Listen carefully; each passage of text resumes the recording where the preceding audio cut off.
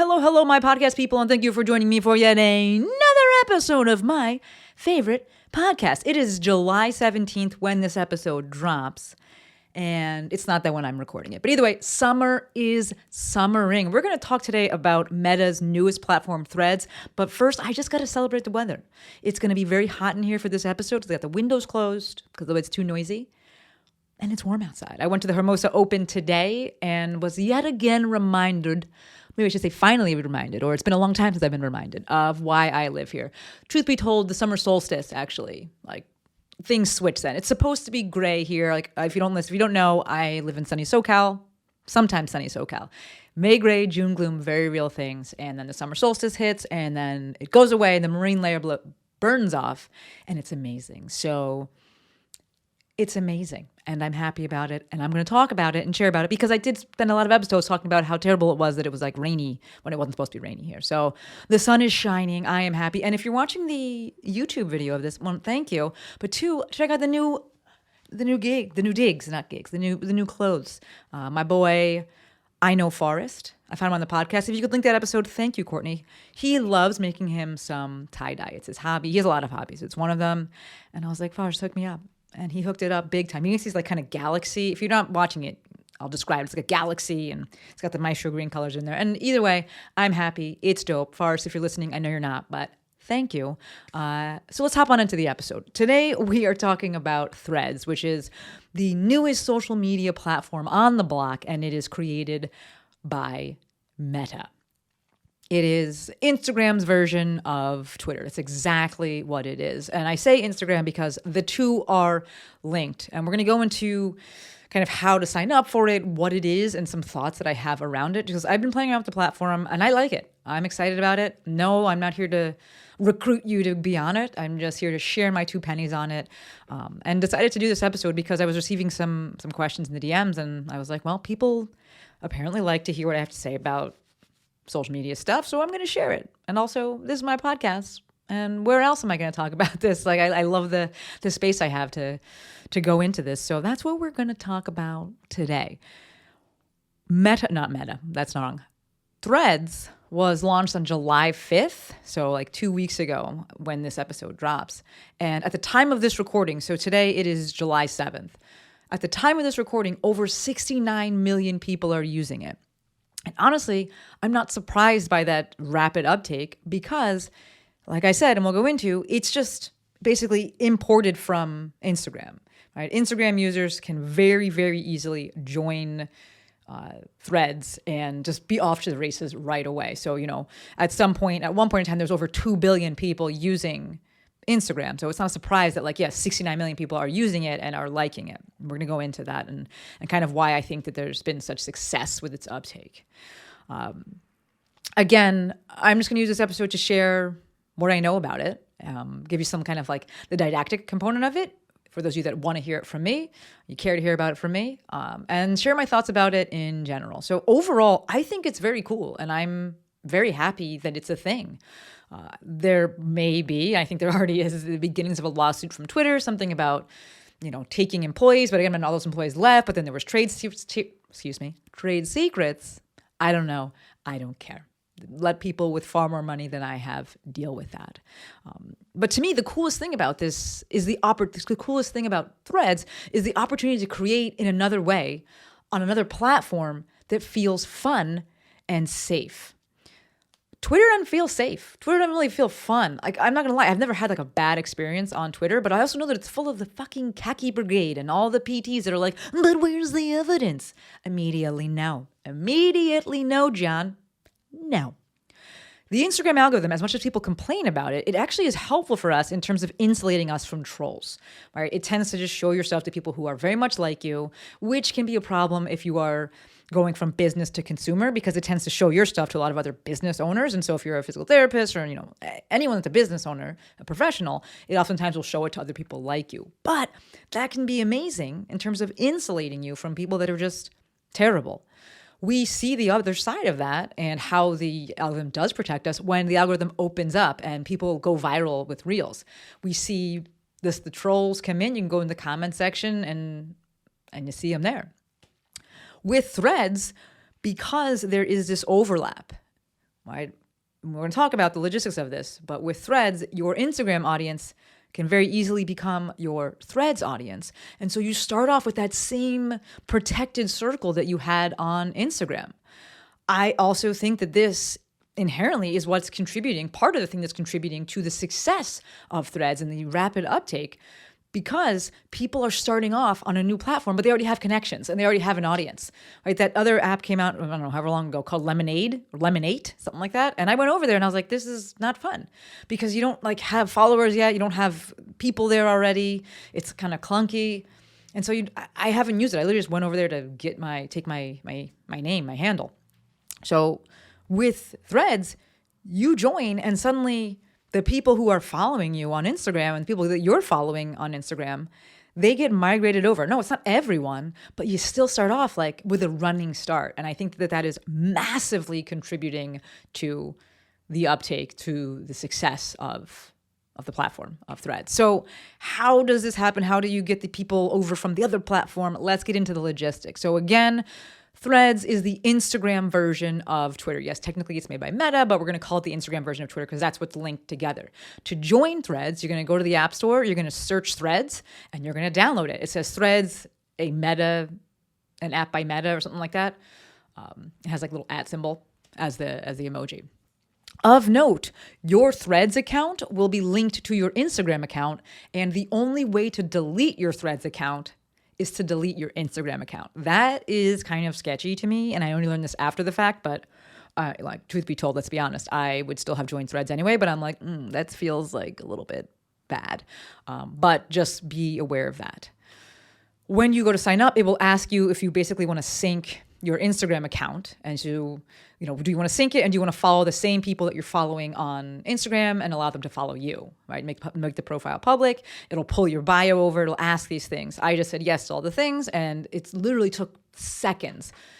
Literally took seconds. It's not that your whole following shows up. It's that if people join Threads and they choose that same parameters as you, where they're like, yes, I want to be following the same people I'm following on Instagram, and I want the same people who are following me on Instagram to be able to follow me over here, you'll make that connection, right? So it's not that all of my followers have come over. It's just the people that have joined Threads and have selected that same public profile, yes, I want to be following the same people who I'm following on Instagram. I think it makes it way easier. And of note, the later that you join, you will have to then go and actually manually confirm any subscribers, any followers that joined the platform before you did. I'm guessing that by the time this episode drops, maybe that kind of kink will be worked out. I don't know. But that is a thing. Right?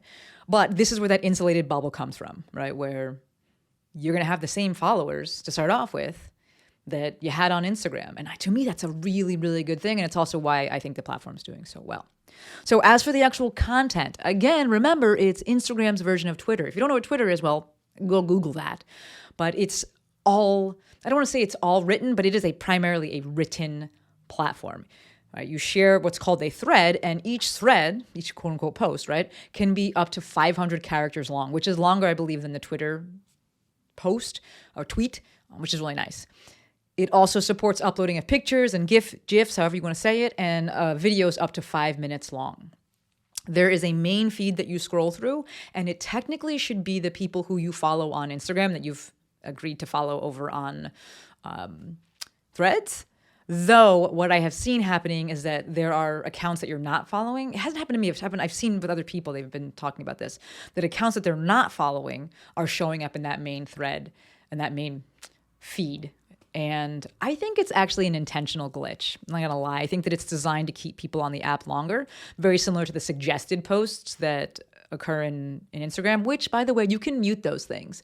The little like ellipses in the corner, the three dots in the top corner, you click those. One of the options is to mute all suggested posts for like 30 days. So you can just keep doing that. But I do think that the fact that people that you're not following are showing up in your feed is an intentional glitch.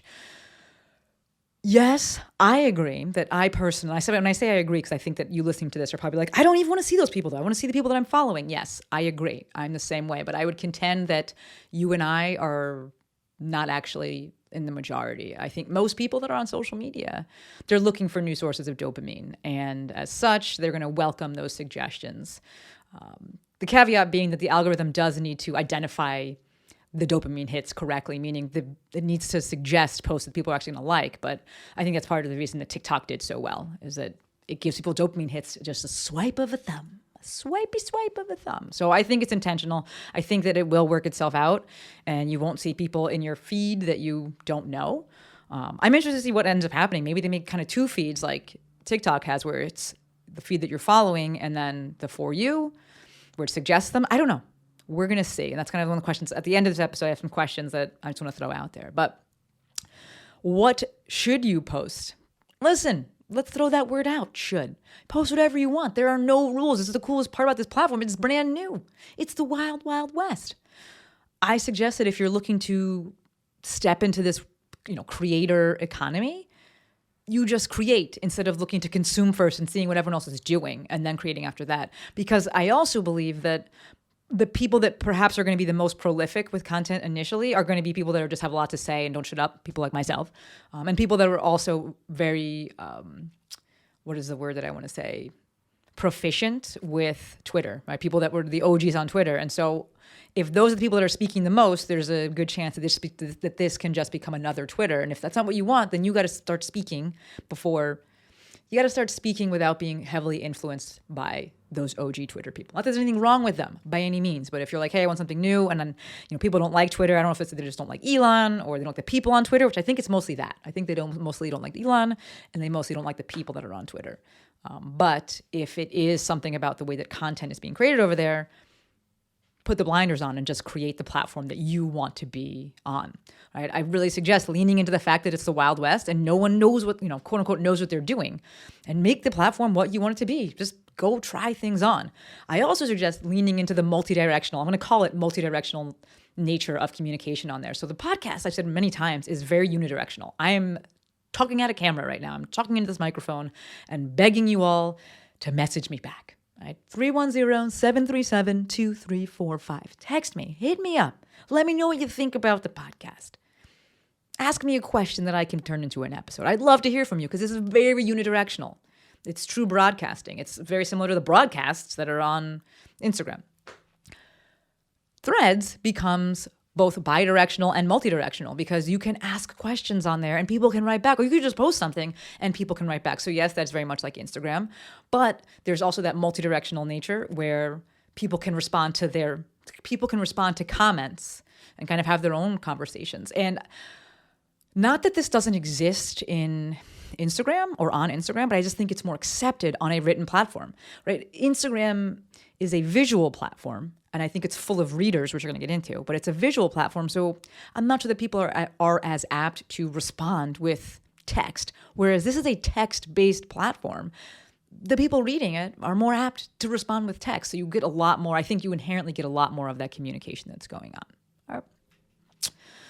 I will say, as it relates to content, as with all social media platforms, people are on there primarily to be entertained. As such, entertainment is subjective, but funny tends to top the charts.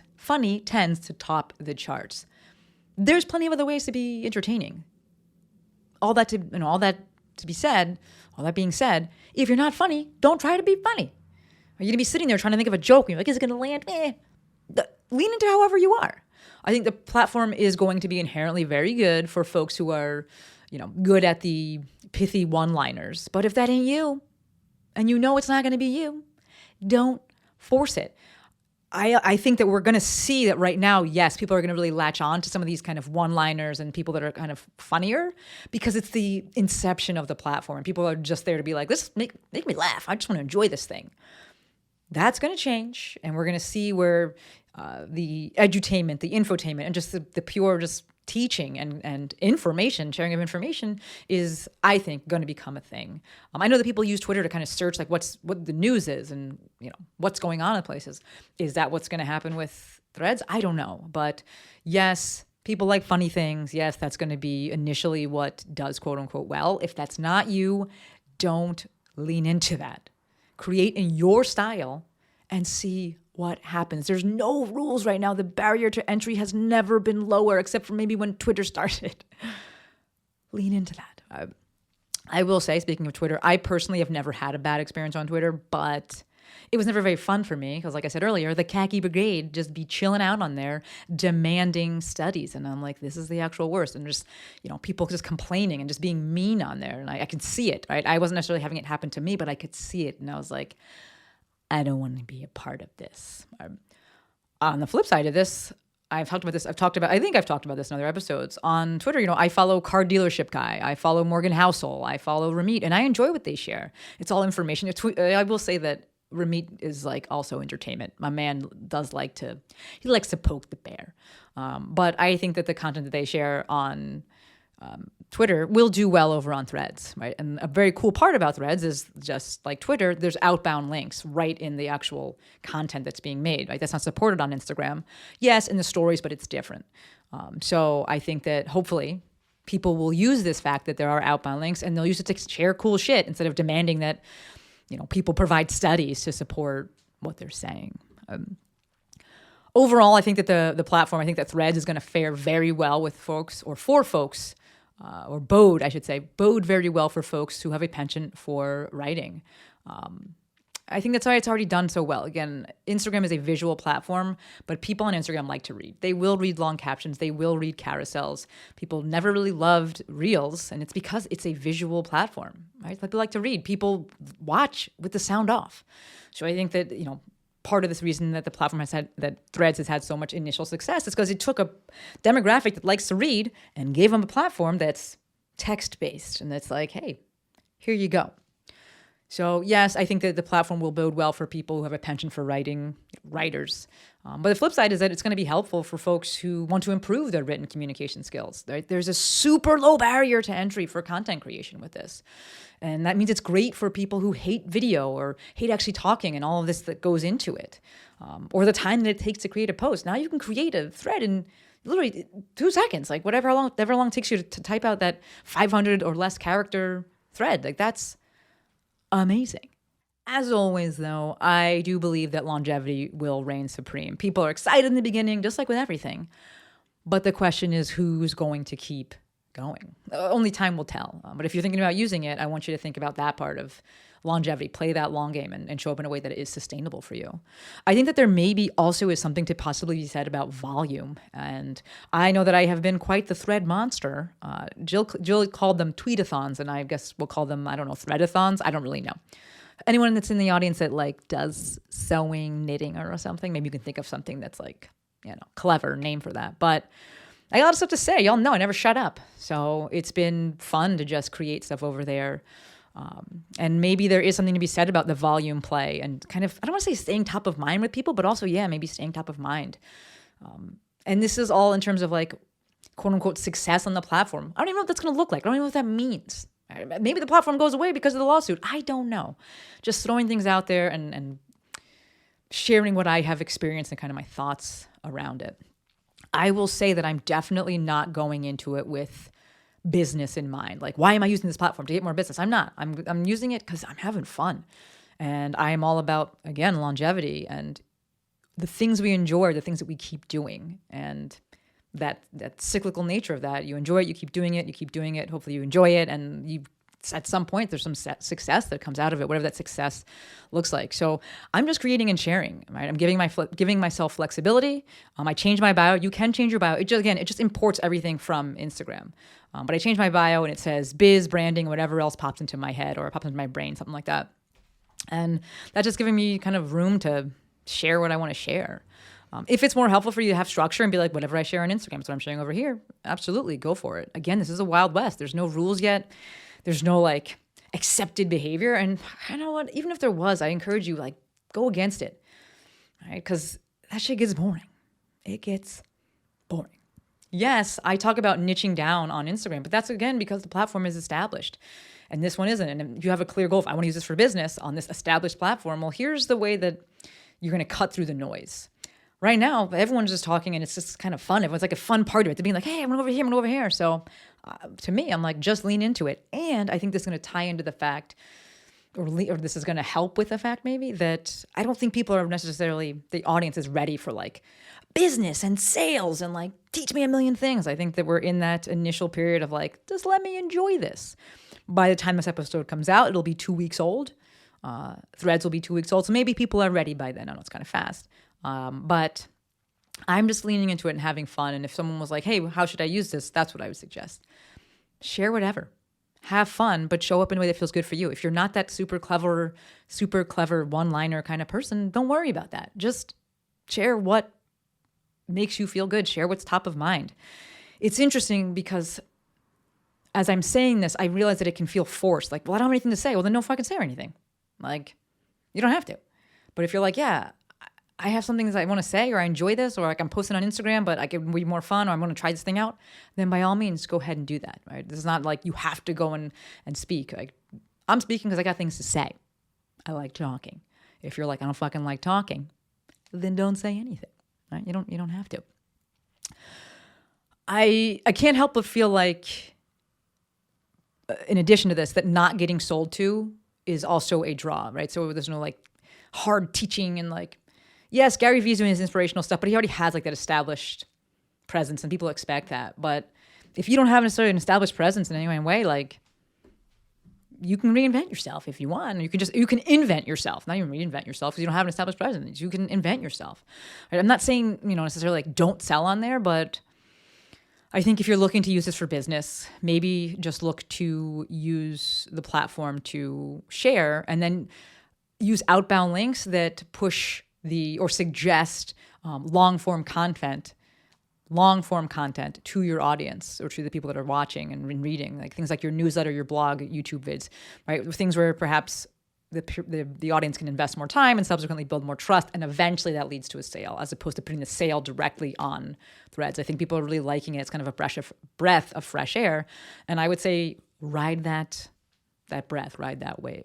So questions that I think will get answered in time, or perhaps could be answered by the Twitter OGs, is how long does it take to build trust when the contact points are so short? Right? You're doing these like 500 character blips at a time. Do you have to do 1 million of them then? Or does it take longer? Like, and when I say build trust, I'm kind of like, that's what kind of code for like make a sale, if that's where we're ultimately going. Like, what does this look like? Right? What does this actually look like in terms of if you're using this for business, or, what's the play? I do think that people have a leg up because we are starting off with an audience that we perhaps already had from Instagram. So there's already some trust there. And then if those people are used to interact on Instagram, they can interact over here, which can encourage other people to interact. But I don't know. Is this going to require a more volume and a true volume game? Like, I've gone on Twitter before and I look at the people that have a significant following on Twitter and they have, tens upon tens of thousands of tweets. This is not like I did one today. Like, people are on it and they're doing 20, 30, seemingly 50 tweets a day. Is that what is, I don't say if that is that what is required, but I'm just interested to see what plays out with that. And like I said, this trust building, where does outbound links play into this? And I think it probably has a big role, because I'm thinking about, other people that I follow on Twitter that I'm like, I like when they have the outbound links. So they're providing value and I can go to their long form content. And I think that's helpful. So we'll see. Second thing I'm wondering, what's it like to grow a following that is not really at all affected by how you look?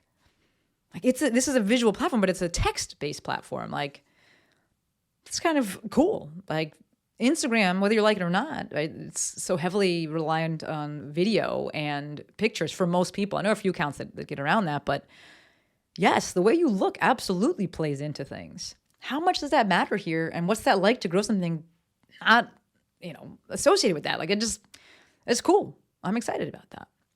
Next thing I'm wondering, how are people going to grow? This is definitely going to get answered with time, but I'm still wondering, is there going to be that feed that's like the For You feed? Is it going to be all about hashtags? Is it going to be about getting shared by other people? I don't know. And while I'm never here to be like, it's all about the numbers, I'm still interested. How do we form more connections, or how are connections formed? Lastly, are the rich going to just get richer, right? What effect does starting out with a following have? I think that on the one hand, starting out with a following, we said it insulates you, but I also think that's why the platform has been so successful so quickly, because people joined and they already have friends there. They already have an audience there. So, right, 2 reasons I think the platform's done so well. One, they went with an audience from Instagram that likes to read, and they gave them a text-based platform. Number two, the people, everyone that's joining the platform, when you join the platform, you already have followers, you already have friends. Even if it's just a few, you already have them. You already have people you can be looking at and you're like, oh yeah, I like their content. So yeah, you're going to stay on it. But what does the fact that we're starting off with followers, what effect does that have? Right? The rich get richer, like you have 100,000 followers on Instagram. Suddenly you start off and you already have, 50,000 followers on, it won't be that many, but 25,000 followers on Threads. I think I'm up to maybe 5,000. Amazing thread homies. I don't know what the fuck to call it, but we're going to call them not followers. But either way, like I am definitely starting off with a leg up because of what I had on and grown on Instagram. And so is it that the rich get richer? This ties into how do people grow, right? I'm just wondering about all these things, and time will definitely tell.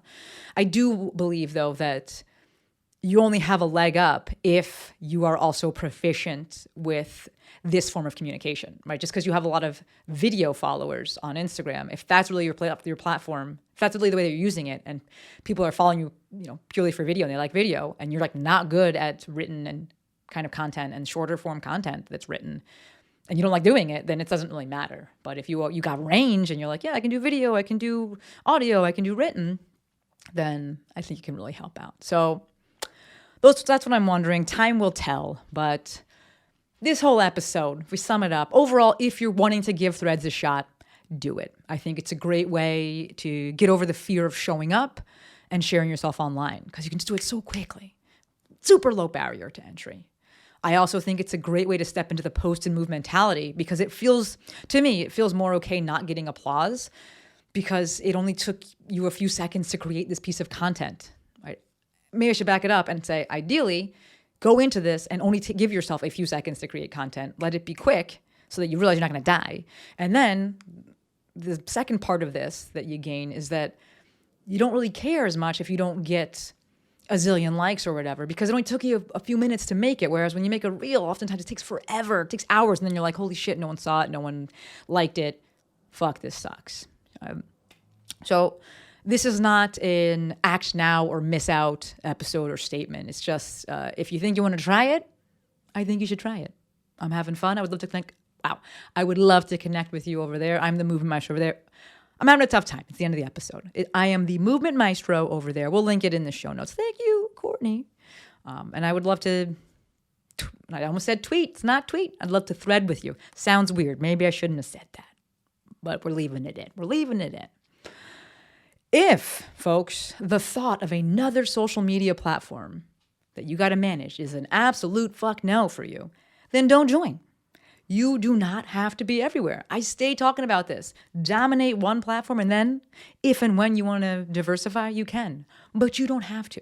You do not need to be on all the platforms. Life is too short to be doing shit that you hate. All right, gonna read a little review, and then we're going to wrap it up.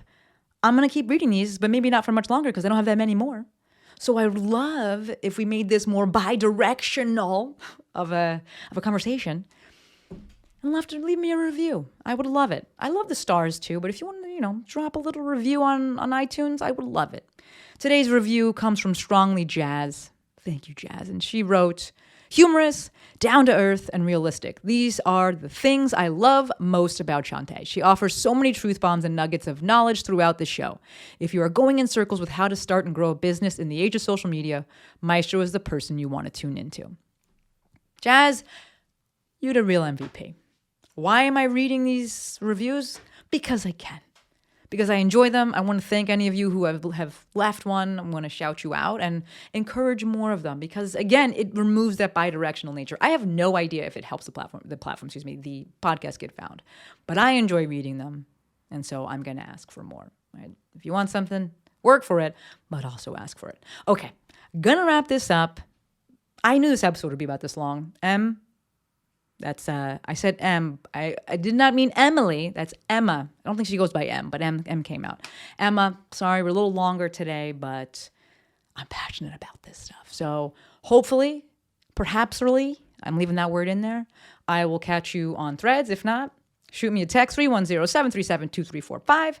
Shoot me a DM at The Movement Maestro. Either way, I would love to connect. As always, endlessly appreciative for every single one of you. Until next time, friends, Maestro